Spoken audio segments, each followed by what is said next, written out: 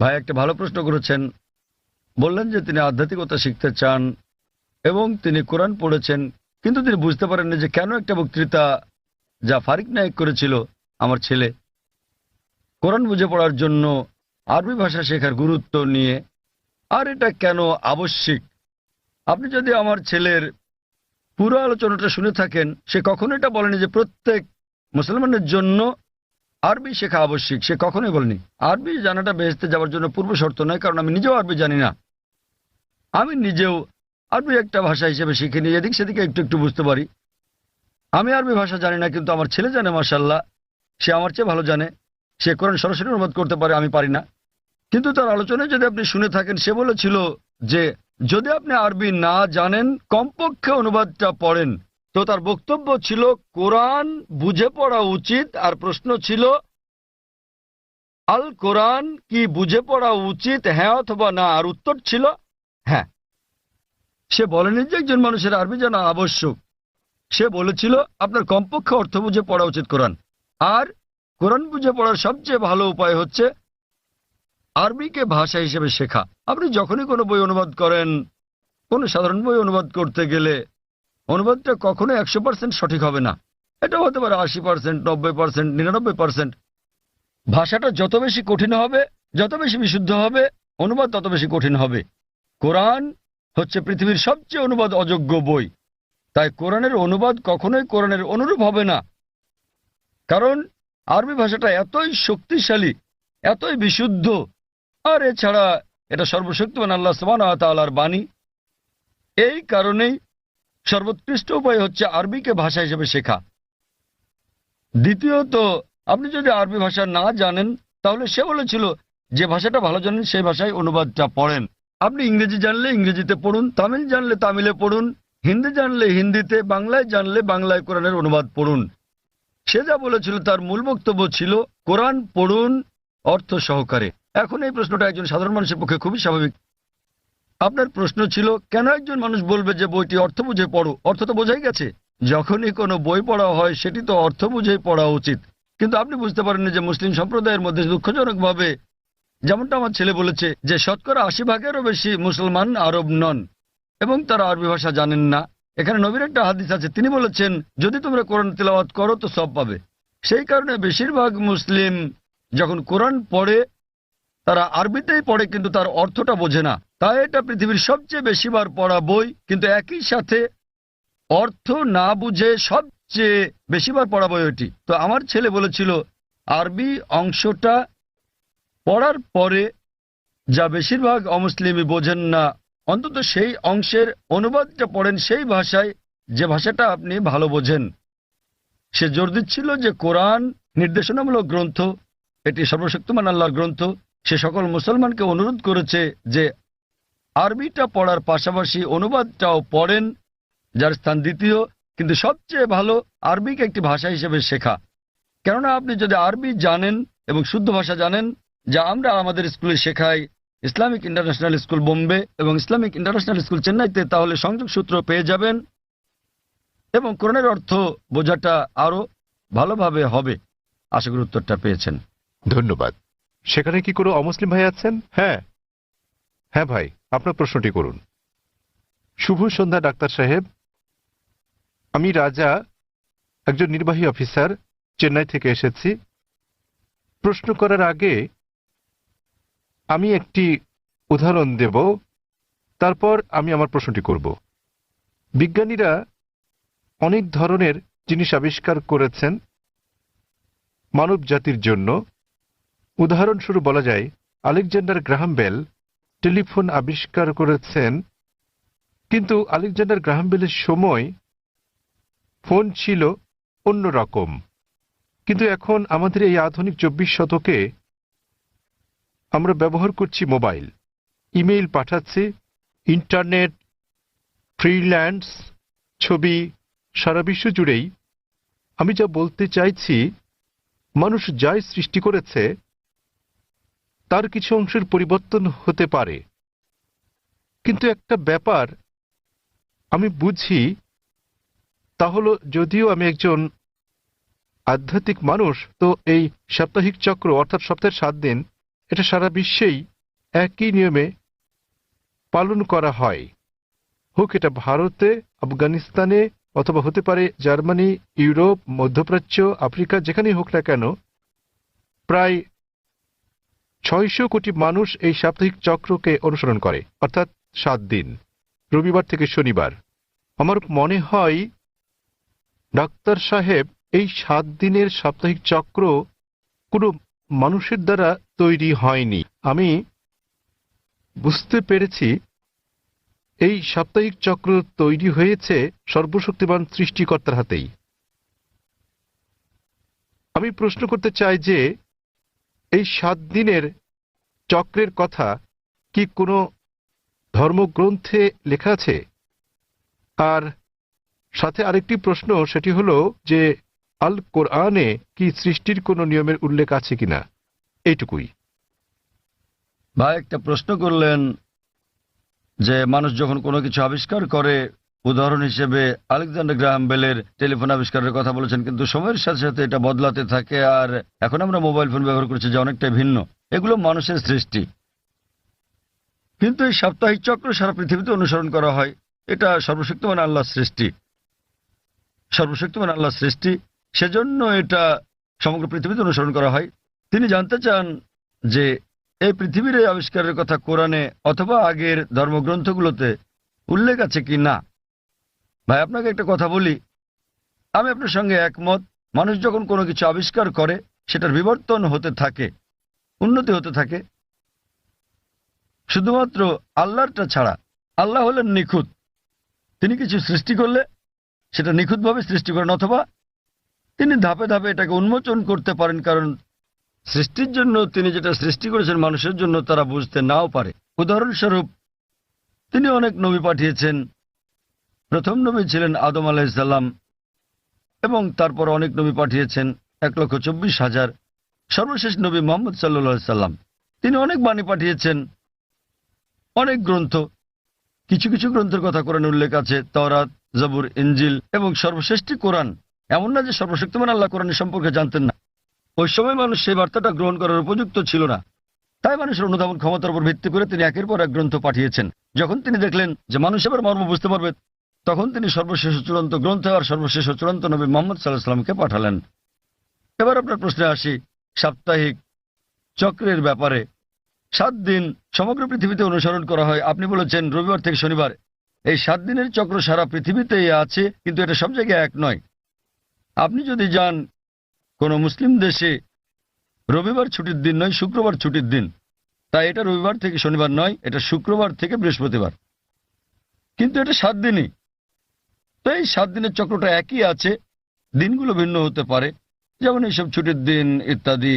আর একইভাবে আপনি যদি বাইবেল পড়েন, বাইবেলের 7 দিনের কথা বলে থাকে সৃষ্টিকালের ব্যাপারে। এমনকি ইহুদি ধর্মগ্রন্থ এই কথা বলা আছে, পবিত্র কোরআনে ওই কথা আছে, হাদিসের কথা বলে থাকে। কোরআনে বলা আছে অনেক জায়গায় যে সর্বশক্তিমান আল্লাহ পৃথিবী তৈরি করেছেন 6 দিনে, 6টি পর্যায়ে। এ ব্যাপারে পবিত্র কোরআন এবং অন্যান্য ধর্মগ্রন্থ প্রায় একই কথা বলা আছে, কিন্তু ভালোভাবে দেখলে অনেক পার্থক্য আছে। কোরআন যেভাবে বলেছে তা অনেক বেশি বিজ্ঞানসম্মত, অন্যান্য ধর্মগ্রন্থের কথা অতটা বিজ্ঞানসম্মত নাও হতে পারে। উদাহরণস্বরূপ বাইবেলে এই ব্রহ্মাণ্ডের সৃষ্টি বিষয়ে বলা আছে, সেখানে বলা আছে সর্বশক্তিমান ঈশ্বর 6 দিনে পৃথিবী তৈরি করলেন এবং 7ম দিনে বিশ্রাম নিলেন। এর মানে ঈশ্বরেরও বিশ্রামের প্রয়োজন হয়। কোরআনও বলে যে সর্বশক্তিমান আল্লাহ 6 দিনে পৃথিবী তৈরি করলেন, কিন্তু এটা বলেন যে 7ম দিনে বিশ্রাম নিয়েছেন। কেন? কারণ পবিত্র কোরআনে আছে সূরা বাকারা অধ্যায় নম্বর 2 আয়াত নম্বর 255, এটা আয়াতুল কুরসি। আল্লাহু লা ইলাহাল হাইয়ুল কাইয়ুম লা তাখুযু সিনাতুন ওয়া লা নাওম লাহু মা ফিস সামাওয়াতি ওয়া মা ফিল আরদ। যে তিনি চিরকালীন, তিনি সর্বশক্তিমান, তিনি একক, কোনো তন্দ্রা তাকে স্পর্শ করে না, তার বিশ্রামেরও দরকার নেই। সর্বশক্তিমান আল্লাহর কোনো ঘুমের প্রয়োজন নেই, তার বিশ্রামেরও প্রয়োজন নেই। তাহলে তার বিশ্রামের প্রশ্নটা আসে কি করে? তাই অনেক কিছুতেই মিল পাওয়া যাবে, কিন্তু সব নয়। কেউ যদি বলে যে ঈশ্বরের বিশ্রাম প্রয়োজন, যেমন আমি বা আপনি আমাদের মানুষের বিশ্রাম প্রয়োজন, সর্বশক্তিমানের কোনো বিশ্রাম প্রয়োজন নেই, তো এখানে পার্থক্যটা। বাইবেলে যা বলা আছে তা হলো 24 ঘন্টা করে 6টি পর্যায়, 24 ঘন্টার 6টি সময়। আমরা বিজ্ঞানীরা বলে থাকি যে 24 ঘন্টার 6টি দিনে এই পৃথিবী তৈরি করা সম্ভব নয়। তো বিজ্ঞানীরা বাইবেলের ওল্ড টেস্টামেন্টের এই বর্ণনার সাথে দ্বিমত পোষণ করেন। আর কোরআনের কথায় আসি, কোরআন কখনোই বলেনি যে সর্বশক্তিমান আল্লাহ 24 ঘন্টার 6 দিনে এটা তৈরি করেছেন। আরবি শব্দ ইয়াম, বহুবচনে আয়াম, যা কোরআনে উল্লেখ আছে, এর দুটো মানে আছে। ইয়মের একটা মানে হলো সাধারণ 24 ঘন্টার একদিন বলতে যা আমরা বুঝি, আরেকটা মানে হচ্ছে পর্যায়। এটা যে কোনো দৈর্ঘ্যের হতে পারে, যেমন একটা যুগ। আর বিজ্ঞানীদের এটা মেনে নিতে কোনো সমস্যা নেই যে ব্রহ্মাণ্ড 6টি যুগে তৈরি হয়েছে, 6টি দীর্ঘ সময়ে, হতে পারে লক্ষ লক্ষ বছর ধরে, তাতে কোনো অসুবিধা নেই। এখানে পার্থক্যটা জগতের সৃষ্টির রহস্যের ব্যাপারে কোরআনে শত শত আয়াত আছে এই জগতের সৃষ্টি রহস্য নিয়ে। আমি এটার উপর একটা লেকচার দিতে পারি, কিন্তু এখানে সময় নেই। আমি শুধু কয়েকটা উদাহরণ দেব। কোরআন পৃথিবীর সৃষ্টি রহস্য নিয়ে কি বলে তাই নিয়ে সেখানে অনেক কথাই বলা আছে, কিন্তু কোরআনে যা বলা আছে এর অধিকাংশই কোরআন নাজিলের সময় আমরা জানতাম না। কোরআন যখন 1400 বছর আগে নাজিল হয়েছিল, এসব কথা অজানা ছিল।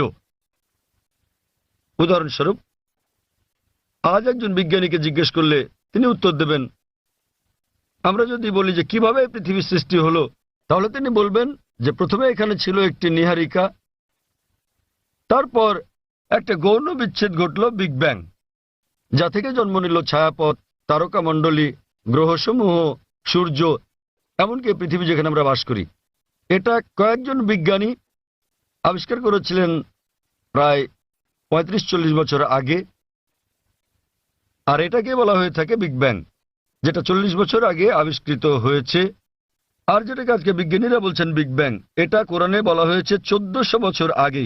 সূরা আম্বিয়া অধ্যায় নম্বর 21 আয়াত নম্বর 30 বলা হয়েছে যে अवलम यरल्लज़ीना कफरू অবিশ্বাসীরা কি দেখে না अन्न समावाति वल अर्द कानत रत्कन फतकनाहुमा, যে আকাশমণ্ডলী ও পৃথিবী একত্রিত ছিল, অতঃপর আমি পৃথক করে দিলাম। এখানে কোরআন এই ব্রহ্মাণ্ডের সৃষ্টি বিষয়ে সংক্ষেপে বলে দিচ্ছে যে আকাশমণ্ডলী ও পৃথিবী একত্রিত যুক্ত ছিল, এরপর আমি তাদের পৃথক করে দিলাম।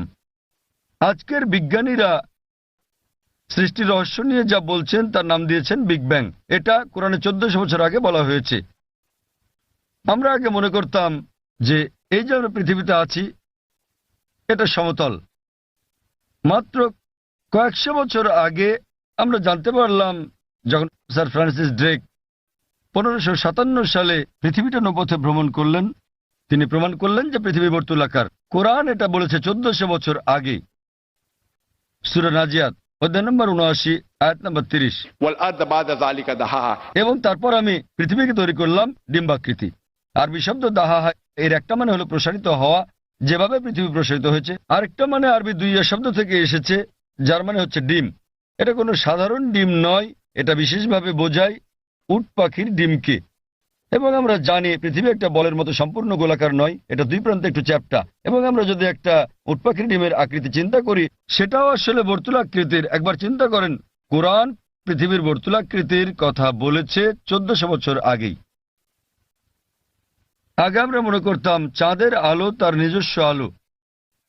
সম্প্রতি বিজ্ঞান থেকে জানতে পেরেছি 100 বছর বা 200 বছর আগে যে চাঁদের আলো তার নিজের আলো নয়, বরং সেটা প্রতিফলিত আলো। কোরআন এটা বলেছে 1400 বছর আগেই। সূরা ফুরকান অধ্যায় নম্বর 25 আয়াত নম্বর 61 যে সর্বশক্তিমান আল্লাহ আকাশে তৈরি করেছেন নক্ষত্রপুঞ্জ, আর সেখানে জেলে দিয়েছেন একটি প্রদীপ, সূর্য, যা তার নিজের আলোয় জ্বলে, আর চাঁদ জলে প্রতিফলিত বা ধার করা আলোয়। চাঁদের আলোর আরবি শব্দ হচ্ছে মুনির বা নূর, যার মানে হচ্ছে ধার করা বা প্রতিফলিত আলো। কিন্তু সূর্যের আলোর জন্য ব্যবহৃত হচ্ছে ওয়াহাজ, সিরাজ, দিয়া, অর্থাৎ মশাল, গনগনে প্রদীপ, প্রজ্বলিত আলো, যা সূর্যের আলোকেই তার নিজস্ব আলো হিসেবে বোঝাচ্ছে। এখানে অনেক আয়াত আছে কোরআনে যা সৃষ্টি জগৎ বিষয়ে, জ্যোতির্বিদ্যা বিষয়ে বলে। আমি যখন ছিলাম স্কুলে আমি পড়েছিলাম যে সূর্য যদিও ঘুরে, এটা তার নিজের অক্ষে আবর্তন করে না, এটা নিশ্চল। কোরআনের সূরা আম্বিয়াতে বলে অধ্যায় নম্বর 21 আয়াত নম্বর 33, हुवल्लज़ी खलक़ल लैल वन नहारा আল্লাহ সৃষ্টি करेছেন দিন ও রাত, वश्शम्स वल कमर সূর্য এবং চন্দ্র, कुल्लुन फी फलक यसबहुन, প্রত্যেকে তার নিজ কক্ষপথে বিচরণ করছে। কোরআন বলছে সূর্য এবং চন্দ্র আবর্তন করা ছাড়াও তাদের নিজস্ব অক্ষের উপর ঘুরছে। আর আজ বিজ্ঞানের এত উন্নতির পরে আমরা জানি যে আমরা একটা টেবিলের উপর যদি সূর্যের ছায়া দেখি তাহলে আমরা দেখতে পাবো যে সূর্যের গায়ে কালো দাগ রয়েছে, এবং এই কালো দাগগুলো প্রায় 25 দিনে একবার সম্পূর্ণ আবর্তন করে, যা দিয়ে বোঝায় সূর্য প্রায় 25 দিনে একবার আবর্তন করে।